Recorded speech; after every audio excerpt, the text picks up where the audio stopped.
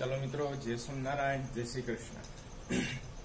चलो मित्रों, जो हमेशा एक बात याद राखो, जे समय छे एनो सदुपयोग आपणे कर्यो ए आपणे काममां आवशे। सारो मोळो समय हर कोईना जीवनमां आववानो छे, ए वात पाकी छे। चढ़ती अने पड़ती ए प्रगतिनी बे बाजुओ होय छे। क्यारेक आपणी अनुकूल समय होय, क्यारेक प्रतिकूल समय होय छे। समय हमेशा पसार थतो रहेવાનો छे अने एमां आपणे जागृत बनीने आपणे आपणी पोतानी कारकिर्दी बनावવાની છે। મિત્રો,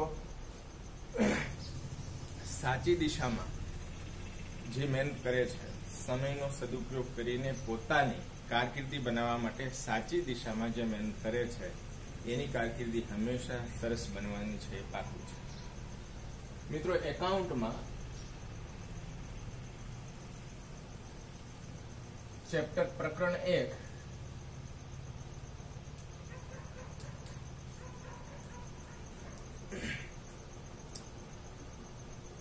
આપણે પારિભાષિક શબ્દો ભણતા હતા। આમાં જે આપણો પોઈન્ટ હતો એ હિસાબી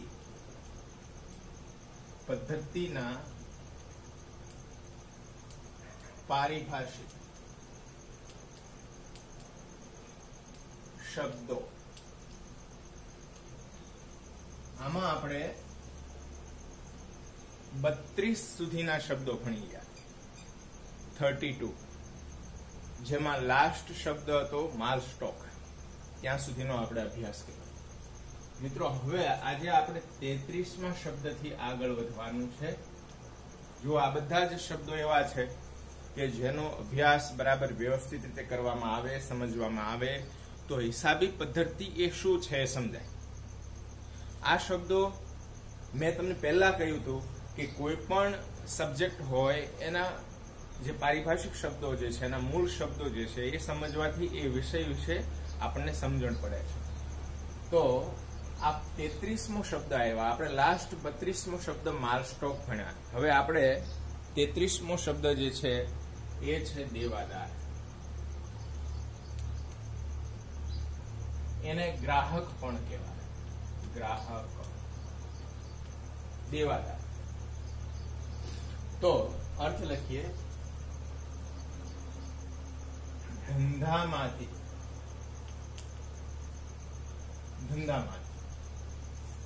કોઈ વ્યક્તિને માલનું ઉધાર કે શાખ પર વેચાણ કરવામાં આવ્યું હોય તો તે વ્યક્તિ ધંધાનો દેવાદાર કહેવાય છે।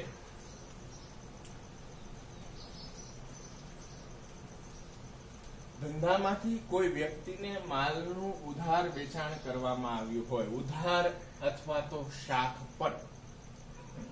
શાખ એટલે આબરૂ। ઘણી વાર આપણે દુકાને જઈએ કઈ વસ્તુ લેવા, જો એ દુકાનદાર આપણને ઓળખતો હોય તો શક્ય બને। આપણે ખીચામાં પર્સ લેવાનું ભૂલી ગયા હોય ને દુકાને જઈએ ને અમુક પ્રકારનો માલ ખરીદીએ અને પછી ખીચામાં હાથ નાખીએ પૈસા ચૂકવવા માટે, પૈસા પર્સ ન હોય, ભૂલી ગયા હોય ને આપણે સામેના વ્યક્તિને કહીએ કે ભાઈ હું તમને કાલે આપી દઈશ, પરમદી આપી દઈશ, તો સામેનો વ્યક્તિ આપણો ચહેરો જોવે છે, આપણને ઓળખે છે, આપણા વ્યવહારથી પરિચિત છે, તો એમ કહેશે ઓકે વાંધો નહીં, તારે નિરાતે તમારા ટાઈમે પૈસા આપી દેજો। પરંતુ જો એ આપણા વ્યવહારથી પરિચિત હોય કે ભાઈ આ વ્યક્તિ તો કોઈના લીધા છે દેતો નથી, તો એ શું કહેશે, ભાઈ માલ મૂકતો જા, પૈસા લઈને આવજે, પછી લઈ જઈએ, તો ત્યાં આપણી શાખ સારી નથી એમ કહેવાય। શાખ એટલે આબરૂ। ધંધામાંથી કોઈ પણ વ્યક્તિને માલ ઉધાર કે શાખ પર વેચાણ કરવામાં આવ્યું હોય તો તે વ્યક્તિ ધંધાનો દેવાદાર કહેવાય. અહીંયા એક બે પોઈન્ટ પાડી લખીએ. દેવાદાર ને ગ્રાહક પણ કહે છે. દેવાદાર ધંધાની ચાલુ મિલકત ગણાય છે. ચાલુ મિલકત ગણાય છે. યાદ રાખો, ધંધામાંથી કોઈ વ્યક્તિને માલનું ઉધાર વેચાણ કરવામાં આવ્યું હોય, ઉધાર કે શાખ પર વેચાણ કરવામાં આવ્યું હોય તો તે વ્યક્તિ ધંધાનો દેવાદાર બને છે અથવા કહેવાય છે. દેવાદારને ગ્રાહક પણ કહે છે અને દેવાદાર ધંધાની શું ગણાય છે? ચાલુ મિલકત પણ ગણાય છે. ચાલો મિત્રો, દેવાદાર શબ્દનો અર્થ લખી લેજો, પાકો કરી દેજો. ચાલો આગળ આપણે 34મા શબ્દ ઉપર જઈએ છીએ.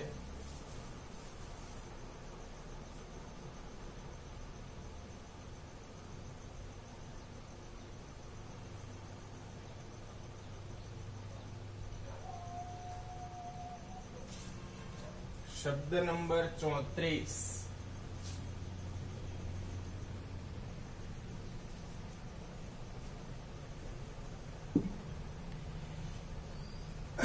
લેણી હુંડી. 34મો શબ્દ છે લેણી હુંડી.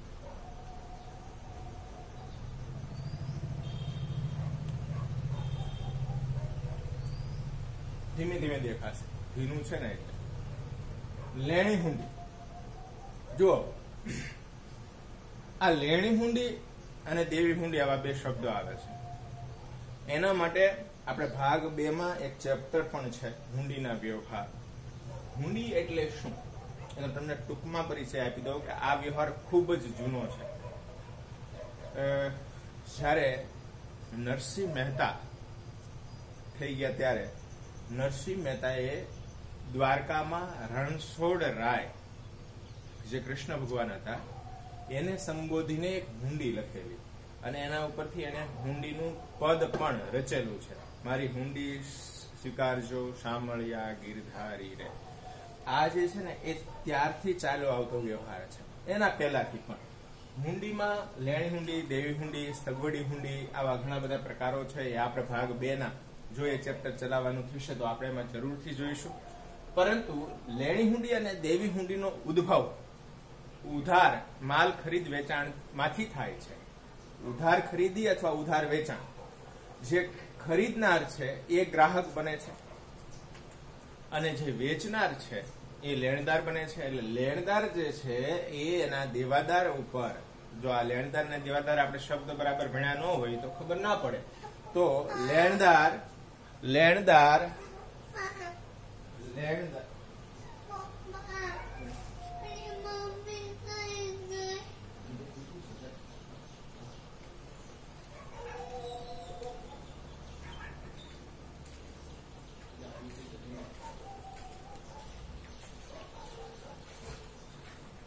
સોરી મિત્રો, જુઓ,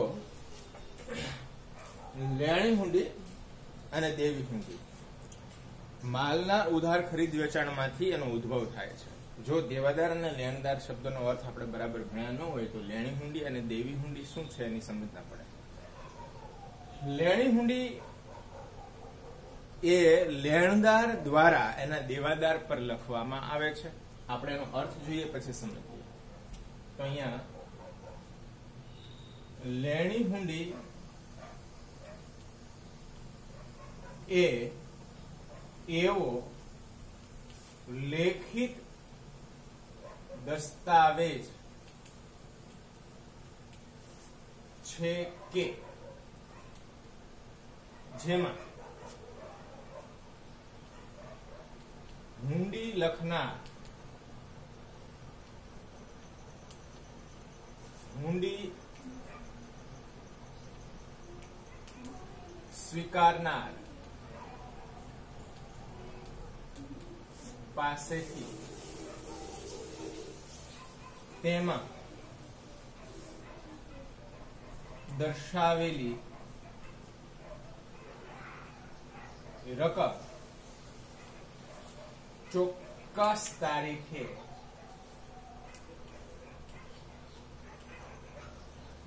મેળવવાનો અધિકાર ધારણ કરે છે.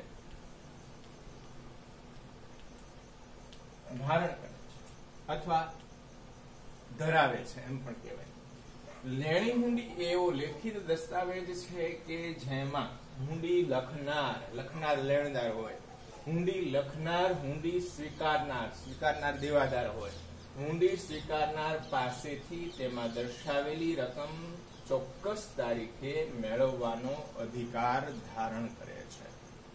એટલે કે સમજો કે આપણે કોઈને માલ ઉધાર વેચો હોય તો સામેનો વ્યક્તિ અપરિચિત હોય અથવા તો પરિચિત છે પરંતુ એ નાણાં કઈ તારીખે પરત કરશે આવું ચોક્કસ કરવા માંગતા હોઈએ તો એવા સંજોગમાં આપણે માલનું ઉધાર વેચાણ કરી દીધા પછી એક ચિઠ્ઠી લખીએ છીએ. એમાં લખીએ છીએ, શ્રીમાન, તમને તારીખ આજના રોજ એટલે કે આ તારીખના રોજ ઉધાર વેચેલ માલની રકમ એટલી થાય છે.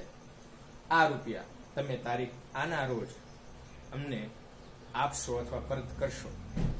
નીચે હુંડી લખનારની સહી, બાજુમાં હુંડી સ્વીકારનારની સહી કરી હોય. આપણે કાગળ એને મોકલ્યો, એને વાંચ્યો, આપણે જે દર્શાવેલી તારીખ સાથે સંમત થયા અને એમાં સહી સ્વીકારનારની સહી બાજુમાં કરીને આપણને મોકલે છે. એટલે આપણા માટે આ દસ્તાવેજ બની ગયો. એટલે એને લેણી હુંડી કહેવાય. લેણી હુંડીનો અર્થ બરાબર ધ્યાનમાં રાખો, પરીક્ષાની અંદર પૂછાય તો આવડવો જોઈએ. લેણી હુંડી એવો લેખિત દસ્તાવેજ છે કે જેમાં હુંડી લખનાર, હુંડી સ્વીકારનાર પાસેથી તેમાં દર્શાવેલી રકમ ચોક્કસ તારીખે મેળવવાનો અધિકાર ધારણ કરે છે અથવા તો અધિકાર ધરાવે છે એમ પણ કહેવાય. ચાલો, લેણી હુંડીનો અર્થ પાણી નીચે. લેણી હુંડી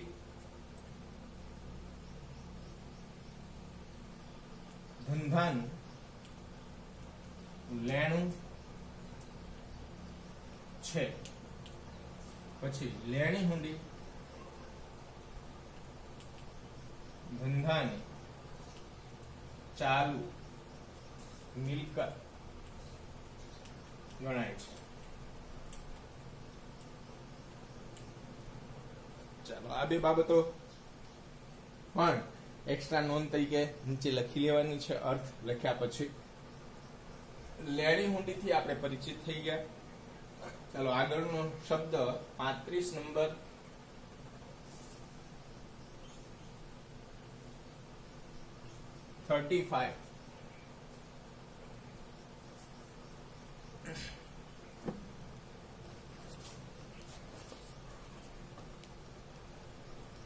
લેણું 35 શબ્દ, 35મો શબ્દ લેણ.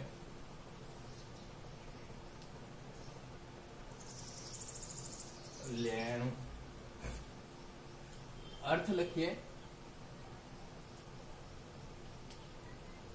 ધંધા માંથી વ્યવહારને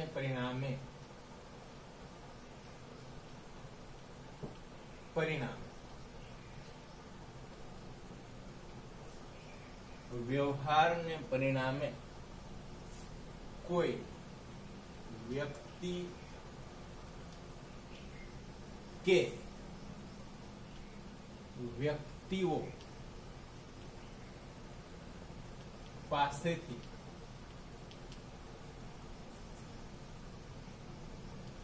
કોઈ રકમ મેળવવાની બાકી હોય તો આ મળવાની બાકી રકમને લેણું કહે છે. લેણું કહે છે.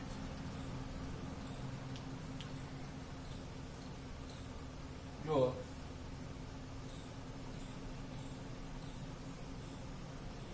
થોડાક શબ્દો આછા પડતા હોય એવું લાગે છે, પણ ધીમે ધીમે લાઈટમાં આવશે. ધંધામાંથી વ્યવહારને પરિણામે કોઈ વ્યક્તિ કે વ્યક્તિઓ પાસેથી કોઈ રકમ મેળવવાની બાકી હોય તો આ મળવાની બાકી રકમને લેણું કહે છે. થોડુંક સુકાશે એટલે દેખાશે. ધીમે ધીમે ધીમે ધીમે લાઈટમાં આવતું જાય છે. ચાલો જુઓ, ફરીથી અહીંયા ધ્યાન આપો. લેણાનો અર્થ હું બોલું છું, લખી લો. ધંધામાંથી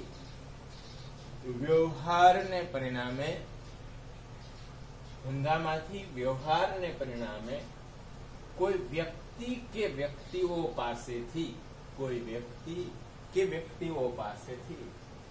રકમ મેળવવાની બાકી હોય તો આ મળવાની બાકી રકમને લેણું કહે છે.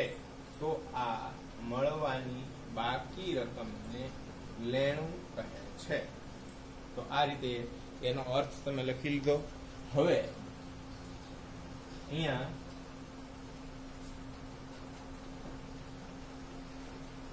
પોઈન્ટ પાડી લખીએ. લેણામાં નીચેની બાબતોનો સમાવેશ થાય છે. એ લખીએ લેણું. એમાં 4 બાબતોનો સમાવેશ થાય છે. કેટલી બાબતો? 4.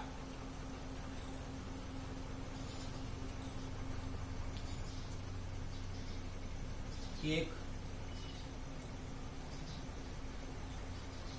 બે, 3 અને આ 4. પહેલી બાબત છે દેવાદારો, લેણી હુંડી. દેવાદારો, લેણી હુંડી, અગાઉથી ચૂકવેલ ખર્ચા,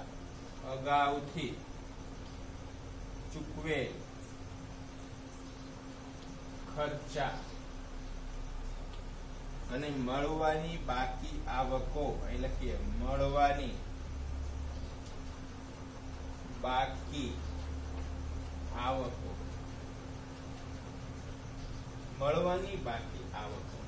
ચલો, લેણામાં આ 4 બાબતોનો સમાવેશ થાય છે. એક, દેવાદારો, લેણી હુંડી, અગાઉથી ચૂકવેલ ખર્ચાઓ અને મળવાની બાકી આવક. આ 4 બાબતનો સમાવેશ લેણામાં થાય છે. ધંધા દ્વારા થતા વ્યવહારને પરિણામે કોઈ વ્યક્તિ કે વ્યક્તિઓ પાસેથી કોઈ રકમ મેળવવાની બાકી હોય તો આ મળવાની બાકી રકમને લેણું કહે છે.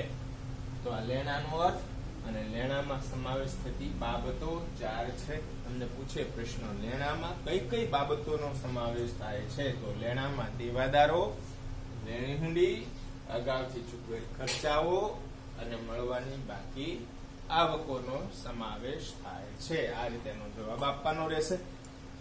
હવે અહીંયા આપણે 35મો શબ્દ ભણી ગયા. હવે આગળનો શબ્દ જોઈએ, 36.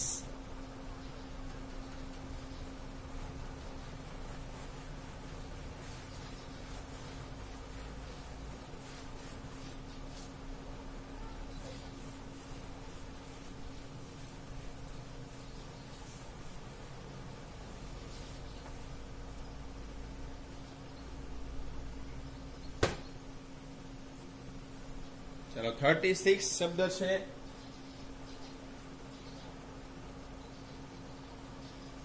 લેણદાર.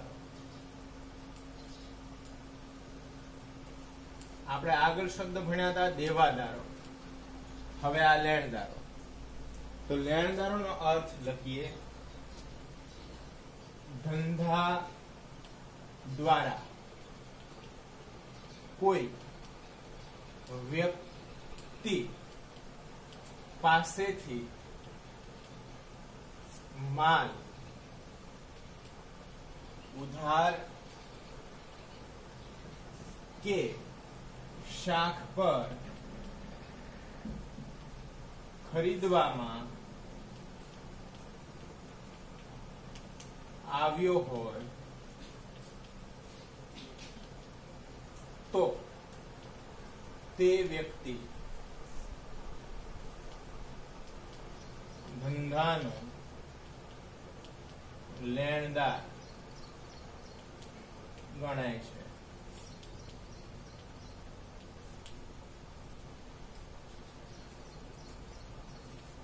લેણદાર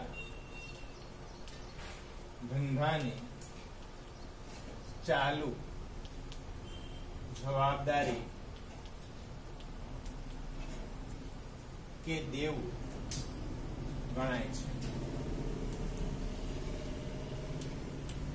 ચાલો, લેણદારનો અર્થ ધંધા દ્વારા કોઈ વ્યક્તિ પાસેથી માલ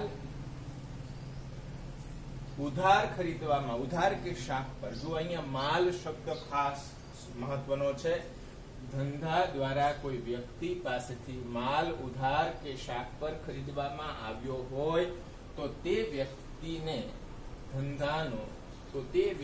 ધંધાનો લેણદાર ગણાય છે અથવા લેણદાર કહેવાય છે વગેરે. લેણદાર ગણાય છે. હવે આ લેણદાર જે છે એ ધંધા માટે શું ગણાય છે? તો લેણદાર ધંધાની ચાલુ જવાબદારી કે દેવું ગણાય છે. યાદ રાખો, લેણદાર અને દેવાદાર ઉધાર ખરીદ વેચાણમાંથી ઉદ્ભવે છે. ઉધાર ખરીદનારને દેવાદાર અને ઉધાર વેચનારને લેણદાર કહેવાય છે. એટલે વેચનાર છે લેણદાર હોય છે અને ખરીદનાર છે એ દેવાદાર હોય છે. ચાલો, ધંધા દ્વારા એટલે કે ધંધા દ્વારા, જો અહીંયા ધંધા દ્વારા કોઈ વ્યક્તિ પાસેથી માલ ઉધાર કે શાખ પર ખરીદવામાં આવ્યો હોય તો તે વ્યક્તિ ધંધાનો લેણદાર ગણાય છે. લેણદાર ધંધાની ચાલુ જવાબદારી ગણાય છે. ઓકે, ચલો ત્યાર પછીનો શબ્દ 37 37મો શબ્દ જોઈએ.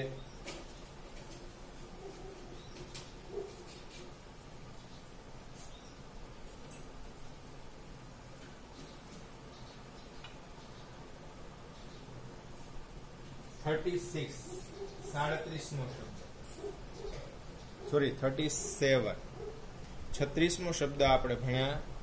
હવે 37 37 લેણદારો આપણે શબ્દ ભણ્યા. હવે દેવી હુંડી. દેવી હુંડી, દેવી હુંડી એટલે શું એનો અર્થ આપણે જોઈ લઈએ.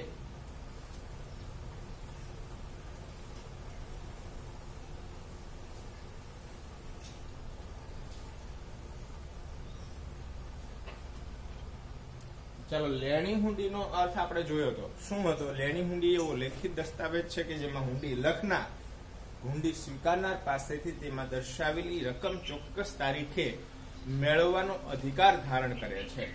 જ્યારે હવે દેવી હુંડીનો અર્થ લખીએ. દેવી હુંડી એ એવો લેખિત દસ્તાવેજ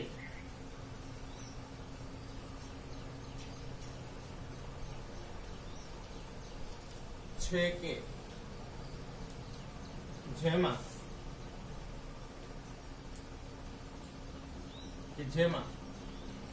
હુંડી સ્વીકારનાર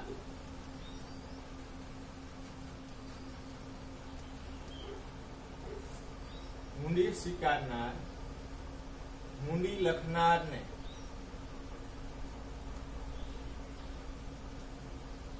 તેમાં દર્શાવેલી રકમ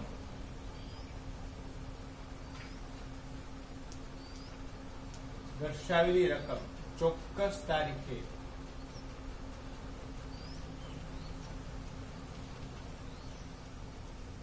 ચૂકવવાની જવાબદારી સ્વીકારે છે. ચાલો, દેવી હુંડી એ એવો લેખિત દસ્તાવેજ છે, લેખિત દસ્તાવેજ છે કે જેમાં હુંડી સ્વીકારનાર હુંડી લખનારને તેમાં દર્શાવેલી રકમ ચોક્કસ તારીખે ચૂકવવાની જવાબદારી સ્વીકારે છે. તો દેવી હુંડી એ દસ્તાવેજ છે જેણે સહી કરીને સ્વીકારી, એને જે લખનાર છે એને નાણાં ચૂકવવાના છે એની જવાબદારી પોતે સ્વીકારે છે, એ બદલ એ નીચે સહી કરે છે અને એમાં દર્શાવેલી તારીખે પોતે એમાં જે રકમ દર્શાવેલી છે રકમ ચૂકવવા માટે પ્રતિબદ્ધ છે, તૈયાર છે, આવી તૈયારી દર્શાવે છે. એટલે એ બદલ એ નીચે સહી કરીને આ દસ્તાવેજ લખનારને મોકલી આપે છે. એટલે લખનાર માટે એ લેણી હુંડી બની ગઈ અને સ્વીકારનાર માટે એ દેવી હુંડી બની ગઈ છે. તો અહીંયા આપણે પોઈન્ટ પડીને લખીએ, હુંડી લખનાર એટલે લેણદાર હોય, લખનાર માટે લેણી હુંડી ગણાય, લેણી હુંડી ગણાય. હુંડી સ્વીકારનાર જે દેવાદાર હોય માટે દેવી હુંડી ગણાય.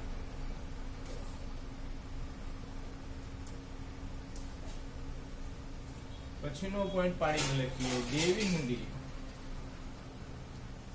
ધંધાની ચાલુ જવાબદારી કે દેવું ગણાય છે.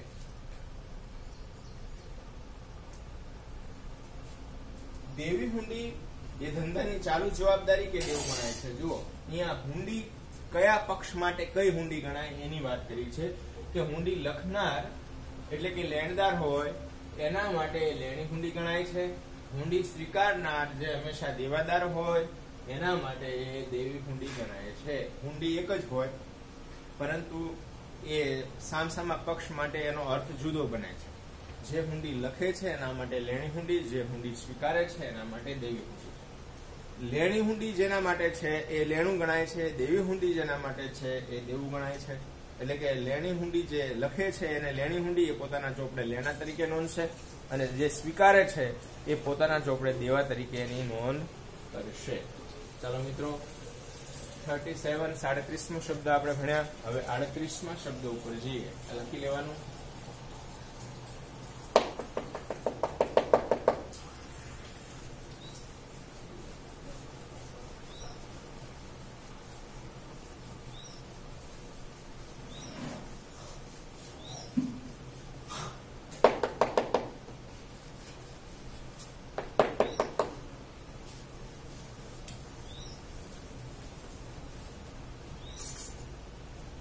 ત્રીસમો શબ્દ 38. દેવી હુંડી આપણે દેવી હુંડી ભણ્યા પછી આપણે દેવ જોઈએ. દેવ દેવ ધંધા દ્વારા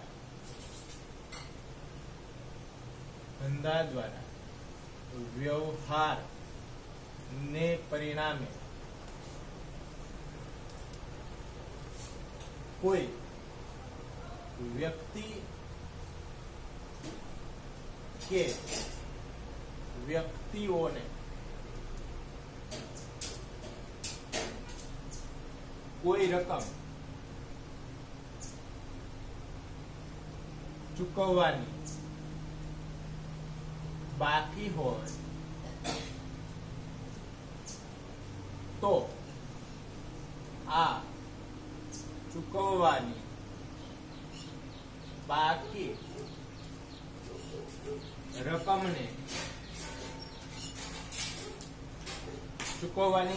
રકમને દેવું કે જવાબદારી કહે છે. ધંધા દ્વારા વ્યવહારને પરિણામે કોઈ વ્યક્તિ કે વ્યક્તિઓને કોઈ રકમ ચૂકવવાની બાકી હોય તો આ ચૂકવવાની બાકી રકમને દેવું કે જવાબદારી કહે છે. દેવામાં નીચેની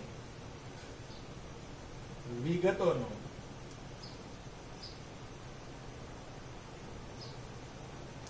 સમાવેશ થાય છે.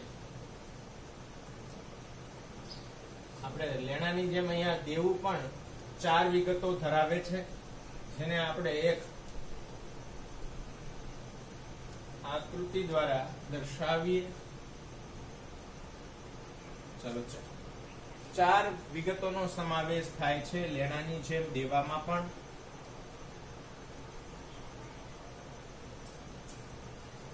એક, 2, 3 અને 4.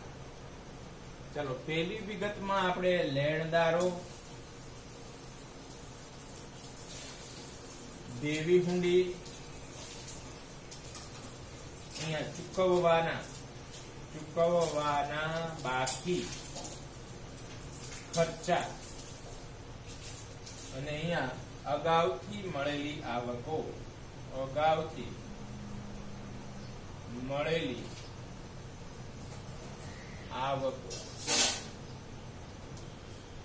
ચલો દેવું એટલે શું અને દેવામાં સમાવેશ થતી વિગતો આ પ્રમાણે છે.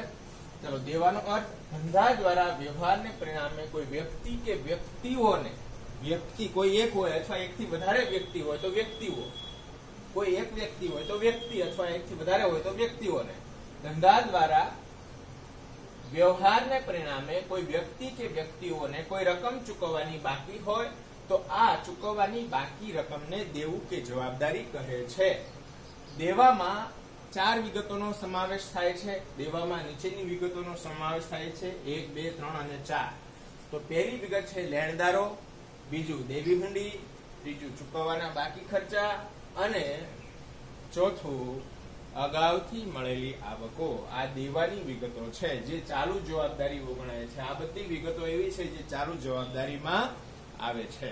તો મિત્રો દેવું 38મો શબ્દ આપણે ભણ્યા. હવે ત્યારથી આગળ જઈએ.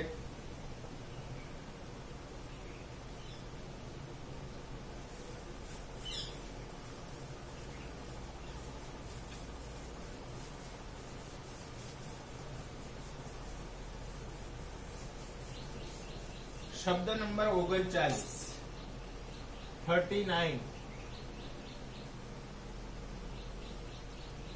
39મો શબ્દ પડતર.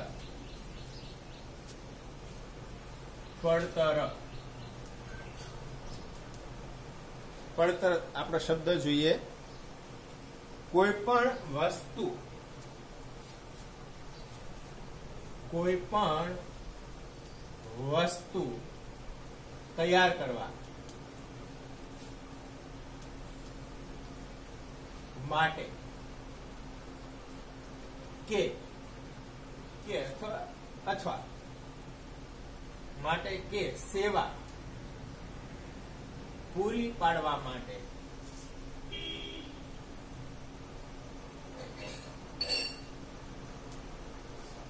સમાવેશ કરવામાં આવતા કુલ ખર્ચાઓને તે વસ્તુ કે સેવાની પડતર કહે છે. કોઈ પણ વસ્તુ તૈયાર કરવા માટે કે સેવા પૂરી પાડવા માટે સમાવેશ કરવામાં આવતા કુલ ખર્ચાઓને તે વસ્તુ કે સેવાની પડતર કહે છે. જો ધંધામાં ખાસ કરીને પ્રકારોની દ્રષ્ટિએ જોઈએ તો ઉત્પાદન કરતા એકમો, ઉત્પાદન કરીને વેચાણ કરતા એકમો અને સેવા પૂરી પાડતા એકમો, આવા 2 એકમોનો આપણે સમાવેશ કરી શકાય. ઉત્પાદન કરતા જે એકમો છે એમાં વસ્તુનું માલ સામાન પેલા તો ધંધાનું સ્થળ છે, એમાં યંત્ર ગોઠવણી છે, કાચા માલની ખરીદી છે, એના ઉપર પ્રોસેસિંગ થાય, તૈયાર માલ થાય, લેબલિંગ થાય, બધું વસ્તુ થાય, ત્યારબાદ પેકિંગ થઈને તૈયાર માલ બજારમાં વેચાય અને વેચાણ એટલે કે ગ્રાહકો સુધી પહોંચે અને ગ્રાહકો સુધી પહોંચે ત્યાં સુધીને એ વસ્તુનું ઉત્પાદનથી માંડીને ગ્રાહકો સુધી પહોંચે ત્યાં સુધી જે ખર્ચાઓ કરવામાં આવે તે વસ્તુ તૈયાર કરવા માટે થતા ખર્ચાઓ કહેવાય. અને આ જે વસ્તુ તૈયાર કરવા માટે જે કુલ ખર્ચાઓ થાય છે એ વસ્તુની પડતર કહેવાય. એ જ રીતે સેવા પૂરી પાડવા માટે સમજો કે વાહન વ્યવહારની સેવા પૂરી પાડવી છે, બીજી કોઈ આંગળીયાની સેવા પૂરી પાડવી છે, અથવા તો કોઈ કુરિયરની સેવા પૂરી પાડવી છે, બેન્કિંગની સેવા પૂરી પાડવી છે, વીમાની સેવા પૂરી પાડવી છે, આ બધી સેવાઓ પૂરી પાડવા માટે સમાવેશ થતા જે પણ કુલ ખર્ચાઓ છે એને એ સેવા માટેની પડતર કહેવાય. તો આ પડતર એ શબ્દ જે છે એમાં ખાસ કરીને પડતરમાં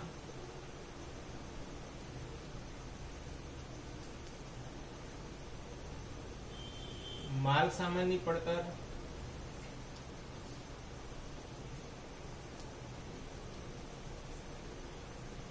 મજૂરીની પડતર,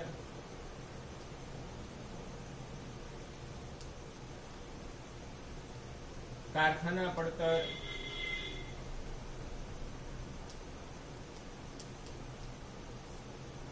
વગેરેનો સમાવેશ થાય છે. વગેરેનો સમાવેશ થાય છે. તો પડતર એટલે શું અને એમાં સમાવેશ થતી જે પડતરો જે છે આ સામાન્ય રીતે આ કોસ્ટિંગ એકાઉન્ટનો આ ભાગ છે. અત્યારે આપણે જે ભણી રહ્યા છીએ એડવાન્સ એકાઉન્ટિંગ છે. પડતર કોઈ પણ વસ્તુ તૈયાર કરવા માટે કે સેવા પૂરી પાડવા માટે સમાવેશ કરવામાં આવતા કુલ ખર્ચાઓને તે વસ્તુ કે સેવા માટેની પડતર કહે છે. પડતરમાં માલ સામાનની પડતર, મજૂરીની પડતર, કારખાના પડતર વગેરે પડતરોનો સમાવેશ કરવામાં આવતો હોય છે.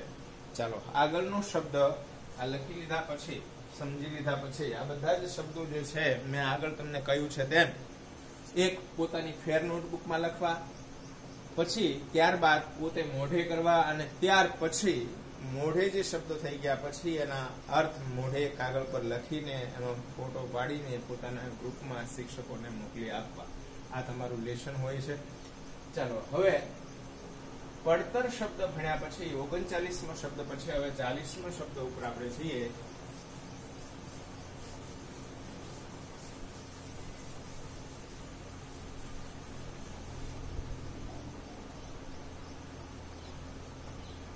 વાઉચર.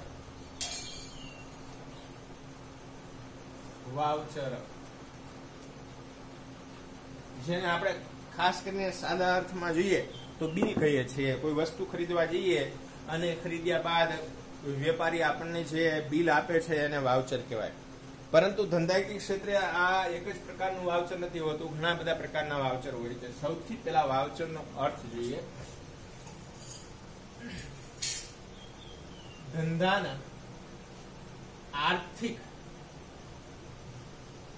વ્યવહાર,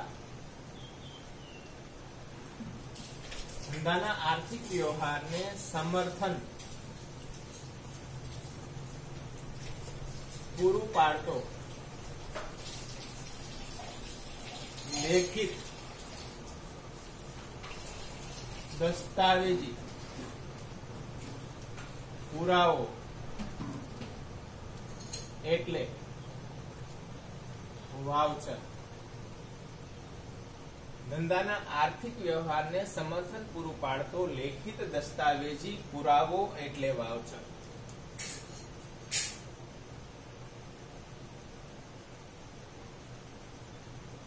હિસાબી પ્રક્રિયાનું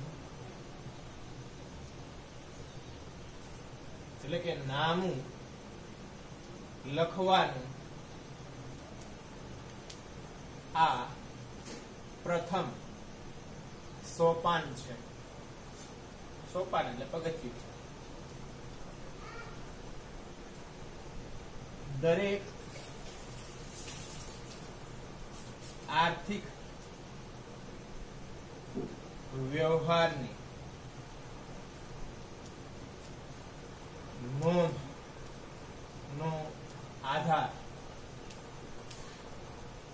વાઉચર છે.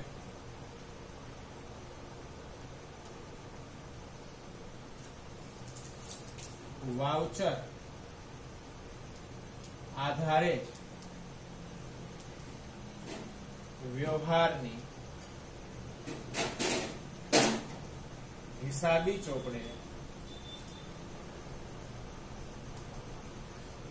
નોંધ થાય છે.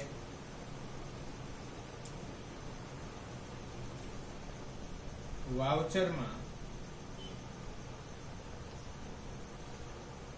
નીચેની વિગતો નો સમાવેશ થાય છે.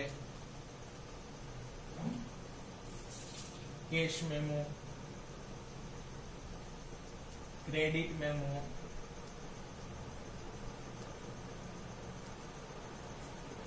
ચેકનું અડધિયું,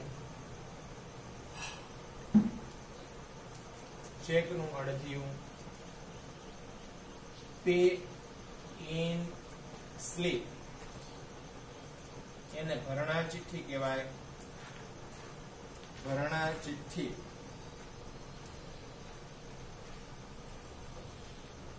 ઉધાર ચિઠ્ઠી, જમા ચિઠ્ઠી, પહોંચ, પાવતી કે રસીદ, ખર્ચના રસીદ, પછી ચલણ, ખર્ચના વિવિધ બિલો.